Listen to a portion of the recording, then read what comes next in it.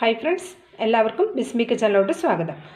ഇന്ന് ഞാൻ വന്നിട്ടുള്ളത് ചിക്കൻ വെച്ചിട്ട് ടേസ്റ്റി ആയ ഒരു 4 മണി പലഹാരത്തിൻ്റെ റെസിപ്പി ആയിട്ടാണ്. ഇത് നമുക്ക് 4 മണി പലഹാരമായിട്ട് മാത്രമല്ല, ഇത് നമുക്കൊരു ഫംഗ്ഷനൊക്കെ ഉണ്ടെങ്കിൽ അപ്പോൾ നമുക്ക് സെർവ് ചെയ്യാൻ പറ്റിയതും, അതേപോലെ തന്നെ നോമ്പ് മാസത്തിൽ നമുക്ക് നോമ്പ് തുറക്കുന്ന സമയത്തൊക്കെ കഴിക്കാൻ പറ്റിയൊരു സ്നാക്ക് കൂടിയാണ്. അതേപോലെ തന്നെ റംസാനിക്ക് നമ്മളിത് ഉണ്ടാക്കി വെച്ച് കഴിഞ്ഞാൽ ഒരു 4-5 ദിവസം വരെ നമുക്ക് ഇത് ഉണ്ടാക്കിയിട്ട് ഫ്രീസറിൽ സൂക്ഷിക്കാവുന്നതാണ്. അപ്പോൾ നമ്മുടെ ജോലിഭാരമൊക്കെ വളരെ കുറവായിരിക്കും. അങ്ങനെയൊക്കെ നമുക്ക് സ്റ്റോർ ചെയ്ത് വെച്ച് ഉപയോഗിക്കാനും കൂടി പറ്റിയ നല്ലൊരു അടിപൊളി സ്നാക്കാണ്. അപ്പോൾ നമുക്ക് ഇതിനായിട്ട് ഞാൻ എടുത്തിട്ടുള്ളത് 300 ഗ്രാം കോഴിയാണ്, ബോൺലെസ് ചിക്കനാണ് ഞാൻ എടുത്തിട്ടുള്ളത്. അപ്പോൾ ഇതിനാദ്യം നമുക്കിതൊന്ന് ചെറുതായിട്ടൊന്ന് ക്രഷ് ചെയ്തെടുക്കണം. അതിനായിട്ട് ഒരു മിക്സിയുടെ വലിയ ജാറിലേക്ക് നമുക്ക് ഈ ചിക്കനെ ഒന്ന് മാറ്റി കൊടുക്കാം. അപ്പോൾ ഇതാ മിക്സിയുടെ വലിയ ജാറിലേക്ക് മാറ്റിയിട്ടുണ്ട്. ഇനി ഇതൊന്ന് ഞാനൊന്ന് ക്രഷ് ചെയ്തെടുത്തിട്ട് വരാം. അപ്പോൾ ഇതാ നമ്മൾ ചിക്കനെ ഒന്ന് ചെറുതായിട്ടൊന്ന് ക്രഷ് ചെയ്തെടുത്തിട്ടുണ്ട്. ഇതാ ഇതേപോലെയാണ് ക്രഷ് ചെയ്തെടുത്തത്, നന്നായിട്ട് അരിഞ്ഞു പോകണ്ട. ഇനി ഇത് നമുക്കിവിടെ മാറ്റി വയ്ക്കാം. ഇനി നമുക്ക് ഇതേപോലെ ഒരു പാത്രം അടുപ്പത്തേക്ക് വെച്ച് കൊടുത്തിട്ടുണ്ട്. ഇനി അത് അത്യാവശ്യം നന്നായി ചൂടായി വന്നിട്ടുണ്ട്. ഇതിലേക്ക് നമുക്ക് 2 ടേബിൾ സ്പൂണോളം സൺഫ്ലവർ ഓയിൽ ഒഴിച്ചു കൊടുക്കാം.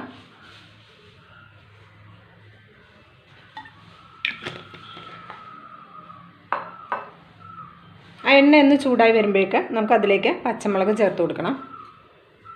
ഇതാ ഒരു 3 ചെറിയ പച്ചമുളക് ചെറുതായിട്ട് കട്ട് ചെയ്തതാണ്, അതിലേക്ക് ചേർത്ത് കൊടുക്കാം. ഫ്ലെയിം ഒന്ന് കൂട്ടി കൊടുക്കാം. എണ്ണ നന്നായിട്ട് ചൂടായിട്ടുണ്ട്. പച്ചമുളകൊക്കെ ഒന്ന് ചെറുതായിട്ട് മൊരിയാൻ തുടങ്ങിയിട്ടുണ്ട്. അപ്പോൾ ഇതിലേക്ക് നമുക്ക് 1 ടീസ്പൂണ് ജിഞ്ചർ ഗാർലിക് പേസ്റ്റാണ്. ഇഞ്ചിയും വെളുത്തുള്ളിയും കൂടി നമ്മൾ മിക്സിയുടെ ചെറിയ ജാറിലിട്ട് അരച്ചെടുത്തതാണ്. ആ ഒരു 1 ടീസ്പൂൺ പേസ്റ്റ് ചേർത്ത് കൊടുക്കാം. ഇത് രണ്ടും കൂടി നന്നായിട്ടൊന്ന് മിക്സ് ചെയ്ത് കൊടുക്കാം. ഇതിൻ്റെ ആ പച്ചച്ചൊവയിൽ നിന്ന് മാറുവോളം ഒരു 10 സെക്കൻഡോളം ഇതൊന്ന് ഇളക്കി കൊടുക്കാം. ഇനി നമ്മൾ ഇതിലേക്ക് ചേർത്ത് കൊടുക്കുന്നത് സവാള വളരെ കുഞ്ഞായിട്ട് കട്ട് ചെയ്തെടുത്തതാണ്. ഇത് 2 ചെറിയ സവാളയാണ് വളരെ കുഞ്ഞായിട്ട് കട്ട് ചെയ്തെടുത്തത്. നമുക്കിതിലേക്ക് ചേർത്ത് കൊടുക്കാം.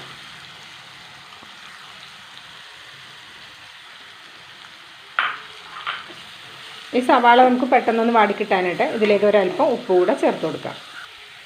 സവാളയിലേക്കുള്ള ഉപ്പ് കൂടെ ചേർത്തിട്ട് ഇത് അത്യാവശ്യം നന്നായിട്ടൊന്ന് വഴറ്റിയെടുക്കണം. അപ്പോൾ നന്നായിട്ട് മൊരിഞ്ഞ് പോകണ്ട, അത്യാവശ്യം നന്നായിട്ട് വഴണ്ട് വന്നാൽ മാത്രം മതിയാകും. അപ്പോൾ നമുക്കിതൊരു മീഡിയം ഫ്ലെയിമിൽ വെച്ചിട്ട് ഇതൊന്ന് അടച്ച് വയ്ക്കാം. ആ സമയം കൊണ്ട് ഇത് ഉപ്പും കൂടെ ചേർത്തതുകൊണ്ട് സവാളയിൽ നിന്നുള്ള വെള്ളം കൂടി ഇറങ്ങി വന്നിട്ട് ഒരു മീഡിയം ഫ്ലെയിമിലിരുന്ന് അടച്ച് വയ്ക്കുമ്പോഴേക്ക് ആ ആവിയിൽ നന്നായിട്ട് ഇതൊന്ന് സോഫ്റ്റായിട്ട് വരും. അപ്പോൾ നമ്മുടെ സവാള അത്യാവശ്യം നന്നായിട്ട് വാടി വന്നിട്ടുണ്ട്. ഇനി ഇതിലേക്ക് നമ്മൾ ചേർത്ത് കൊടുക്കുന്നത് ചിക്കനാണ്. ഇനി നമുക്കിതിലേക്ക് ചിക്കൻ ചേർത്ത് കൊടുക്കാം.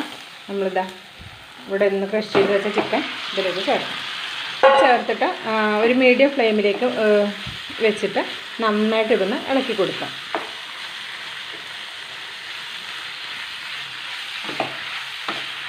ചിക്കൻ നമ്മുടെ ഈ ഉള്ളിയിലും നമ്മൾ ആദ്യം ഒഴിച്ച എണ്ണയിലും കിടന്നിട്ട് നന്നായിട്ടൊന്ന് വെന്ത് വരണം. അപ്പം നമ്മളിതൊരു മീഡിയം ഫ്ലെയിമിൽ ഇത് അടച്ചു വെച്ചിട്ട് ഒരു 3 മിനിറ്റോളം അടച്ചു വെച്ചിട്ടുണ്ടായിരുന്നു. അപ്പം നമുക്കിത് നമ്മുടെ ചിക്കനൊക്കെ ഒന്ന് പകുതി കുക്കായി വന്നിട്ടുണ്ട്. ചിക്കനിൽ നിന്ന് തന്നെ കുറച്ച് വെള്ളമൊക്കെ ഇറങ്ങി വരുന്നുണ്ട് കേട്ടോ. ആ വെള്ളം കൊണ്ട് തന്നെ ഇത് ഒരു പകുതി കുക്കായി വന്നിട്ടുണ്ട്. ഇനി നമ്മൾ ഇതിലേക്ക് ചേർത്ത് കൊടുക്കുന്നത് പൊടികളാണ്. ഇതിലേക്ക് നമുക്ക് കുരുമുളക് പൊടി ചേർത്ത് കൊടുക്കാം. എരിവൊക്കെ നമ്മുടെ ടേസ്റ്റിന് ചേർത്ത് കൊടുക്കാം കേട്ടോ. കുറച്ച് ക്രഷ് ചെയ്ത കുരുമുളകാണ്, അത് ഞാൻ 1 ടീസ്പൂൺ കുരുമുളക് ചേർത്തിട്ടുണ്ട്. പിന്നെ നമ്മളിതിലേക്ക് ചേർക്കുന്നത് മഞ്ഞൾപ്പൊടിയാണ്. മഞ്ഞൾപ്പൊടി ഒരു 1/2 ടീസ്പൂൺ മഞ്ഞൾപ്പൊടി ചേർക്കാം. പിന്നെ ഇതിലേക്ക് ചേർക്കുന്നത് പെരിഞ്ജീരകത്തിൻ്റെ പൊടിയാണ്.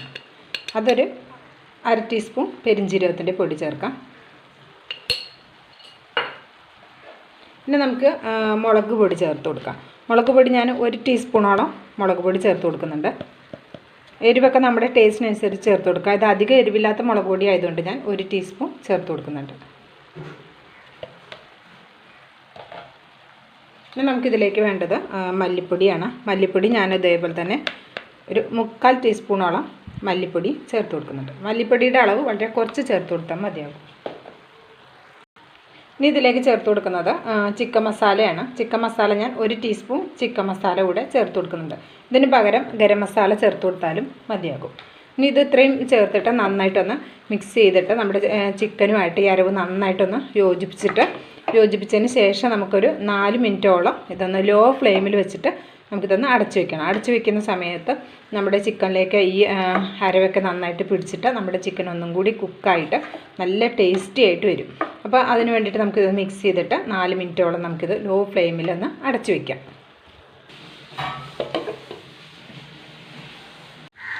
അപ്പോൾ നമ്മളിത് അടച്ചു വെച്ചിട്ട് ഒരു 4 മിനിറ്റോളം ആയിട്ടുണ്ട്.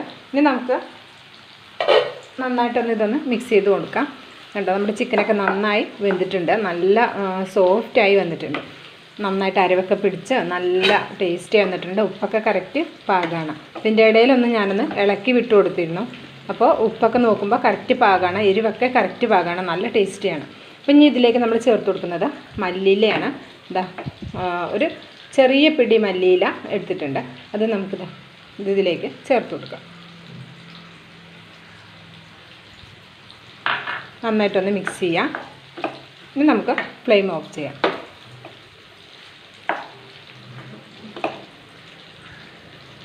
ഇത് നമുക്ക് തണുക്കാനായിട്ടൊന്ന് വെയിറ്റ് ചെയ്യാം. ഫില്ലിംഗ് ഇപ്പോൾ നമ്മൾ തണുക്കാനായിട്ടിവിടെ മാറ്റി വെച്ചിട്ടുണ്ട്. ഇനി നമുക്ക് വേണ്ടത് മൈദയാണ്. നമ്മളിതിൽ കവർ ചെയ്യാനായിട്ട് നമ്മളെന്താ പറയുക, മൈദ എടുത്തിട്ടുണ്ട്. ഇപ്പോൾ മൈദ തീരെ കഴിക്കാത്ത ആൾക്കാരാണെങ്കിൽ ഗോതമ്പ് പൊടി യൂസ് ചെയ്യാം. മൈദയിൽ ചെയ്യുമ്പോഴാണ് എനിക്ക് കുറച്ച് നന്നായിട്ട് തോന്നിയത്. അപ്പോൾ ഞാൻ മൈദ എടുത്തിട്ടുള്ളത് അതൊരു 2.25 കപ്പ് മൈദ എടുത്തിട്ടുണ്ട്. ഇതിലേക്ക് നമുക്ക് ആവശ്യത്തിനുള്ള ഉപ്പ് ചേർത്ത് കൊടുക്കാം. ഉപ്പൊക്കെ നമ്മുടെ ടേസ്റ്റിനനുസരിച്ച് ചേർക്കാം. ഞാനിപ്പോൾ ഒരു 1/4 ടീസ്പൂൺ ഉപ്പാണ് ഇതിലേക്ക് ചേർത്ത് കൊടുത്തിട്ടുള്ളത്.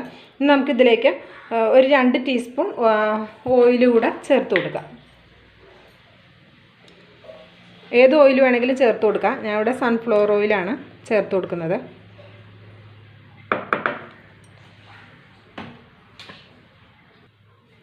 ഓയിലൂടെ ചേർത്തിട്ട് നമ്മൾ നന്നായിട്ടൊന്ന് മിക്സ് ചെയ്തെടുക്കുക. നമ്മളിതിലേക്ക് ചേർത്ത് കൊടുക്കുന്ന വെള്ളം അത്യാവശ്യം നല്ലൊരു ചൂടുള്ള വെള്ളമാണ് ചേർത്ത് കൊടുക്കേണ്ടത്. അപ്പോൾ ഞാൻ 2.5 കപ്പ് വെള്ളം ഇതേപോലെ നന്നായിട്ടൊന്ന് ചൂടാക്കി വെച്ചിട്ടുണ്ട്. ഈ ചൂടുവെള്ളം നമുക്ക് കുറച്ച് ചേർത്തിട്ട് നന്നായിട്ടൊന്ന് കുഴച്ചെടുക്കുക. അത്യാവശ്യം ഒരു ചൂടോടുക്കുക തന്നെ നമ്മൾ ചേർത്ത് കൊടുക്കുക. നന്നായിട്ടൊന്ന് മിക്സ് ചെയ്തതിന് ശേഷം ആവശ്യത്തിന് കുറച്ച് വെള്ളം ഒഴിച്ചിട്ട് നമ്മൾ ചപ്പാത്തിക്കൊക്കെ മാവ് കുഴയ്ക്കുന്നത് പോലെ ഈ മൈദ മാവ് ഒന്ന് കുഴച്ചെടുക്കണം.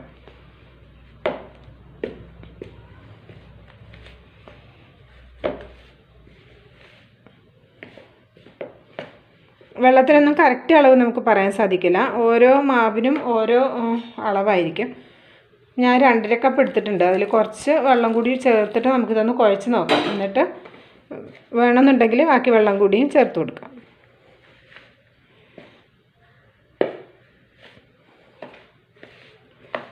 അപ്പോൾ ചൂടായതുകൊണ്ടാണ് നമ്മൾ ഈ സ്പൂൺ കൊണ്ട് ആദ്യം ഒന്ന് ഇളക്കി കൊടുക്കുന്നത്. അതിനുശേഷം നമുക്കിത് കൈ കൊണ്ട് നന്നായിട്ടൊന്ന് കുഴച്ചെടുക്കാം.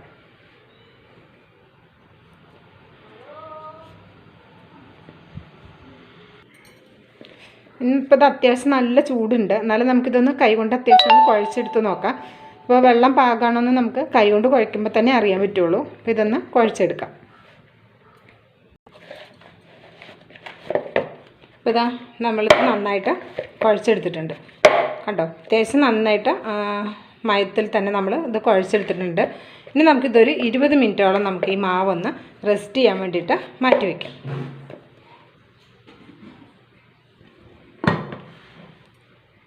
അപ്പോൾ നമ്മൾ മാവ് റെസ്റ്റ് ചെയ്യാൻ വെച്ചിട്ട് ഒരു 20 മിനിറ്റ് ആയിട്ടുണ്ട്. പിന്നെ നമുക്കിതാ നോക്കാം, നമ്മൾ വെച്ചതിൽ അത്യാവശ്യം നന്നായിട്ട് അരിഞ്ഞു വന്നിട്ടുണ്ട്. ഇനി നമുക്കിതിനെ ഒന്ന് പരത്തിയെടുക്കണം.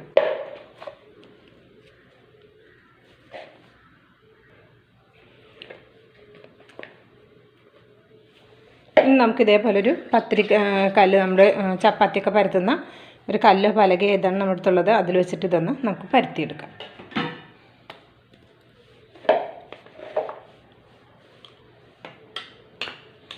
വല്ലാതെ ഒട്ടിപ്പിടിക്കുന്നുണ്ടെങ്കിൽ മാത്രം നമുക്ക് ഒരല്പം പൊടിമാവ്, അത് മൈദ ഒന്ന് തൂക്കി കൊടുക്കാം.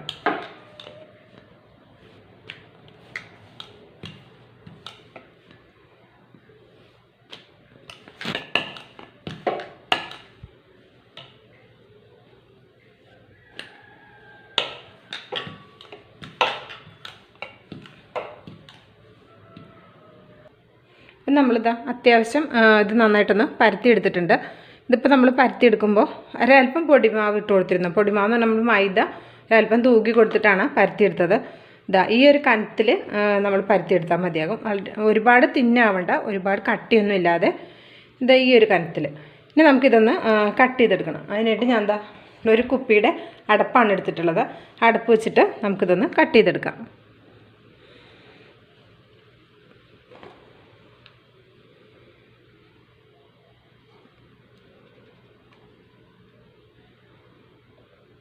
ഈ കുപ്പിയുടെ അടപ്പ് വെച്ച് എടുക്കുമ്പോൾ നമുക്കൊരു 3 എണ്ണമൊക്കെ എടുക്കാൻ പറ്റുള്ളൂ.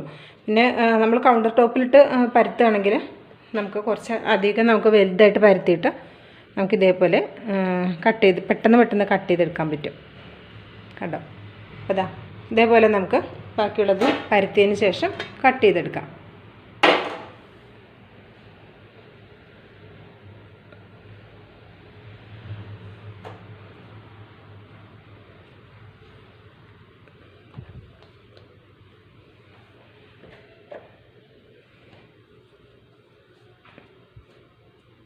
അപ്പോൾ ഇതാ നമ്മൾ മുഴുവനും ഇവിടെ പരത്തിയിട്ട് ഷേപ്പ് ചെയ്ത് എടുത്തിട്ടുണ്ട്. ഇനി നമുക്ക് ഇത് ഫില്ല് ചെയ്തണം. അതിന് മുമ്പായിട്ട് വേറെ 2 കാര്യങ്ങൾ കൂടി ചെയ്യാനുണ്ട്. ഇതിലേക്ക് ഞാൻ എന്താ 2 മുട്ട എടുത്തിട്ടുണ്ട്. ആ 2 മുട്ടയിലേക്ക് ഒരു പിഞ്ച് ഉപ്പ് ചേർത്തിട്ട് നന്നായിട്ടൊന്ന് ബീറ്റ് ചെയ്തെടുക്കാം. പിന്നെ നമുക്കിതിലേക്ക് കുറച്ച് ബ്രെഡ് ക്രംസ് കൂടി വേണം. അതിനായിട്ട് ഞാനൊരു 6 ബ്രെഡ് പീസ് ഒന്ന് മിക്സിയുടെ ജാറിലിട്ടൊന്ന് കറക്കി എടുത്തതാണ്. അത് നമുക്കൊരു പാത്രത്തിലേക്ക് മാറ്റി കൊടുക്കാം.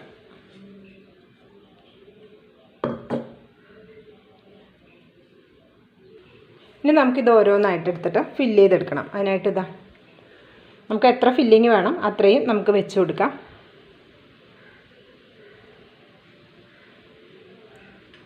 ഒരുപാട് നമ്മൾ കുത്തി നിറച്ച് വെക്കാതിരിക്കുകയാണ് നല്ലത്.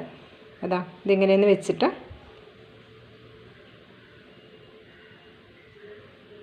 ഇതിൻ്റെ 2 അറ്റവും നന്നായിട്ടൊന്ന് പ്രസ് ചെയ്ത് കൊടുത്താൽ മതി. അപ്പോൾ തന്നെ ഇത് നന്നായിട്ട് ഒട്ടിയിരിക്കും. നിങ്ങൾക്ക് അങ്ങനെ ഒട്ടുന്നില്ല എന്ന് തോന്നിയിട്ടുണ്ടെങ്കിൽ അപ്പോൾ ഒരല്പം വെള്ളം തൊട്ടിട്ട് ഒട്ടിച്ചെടുക്കണം.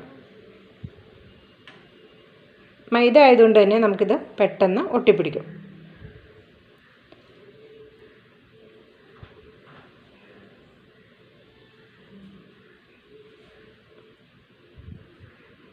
ഇപ്പം നമ്മൾ ഇതേപോലെ നന്നായിട്ട് ഒട്ടിച്ചെടുത്തിട്ടുണ്ട്.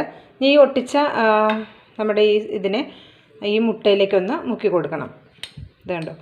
ഇങ്ങനെ മുക്കിയതിന് ശേഷം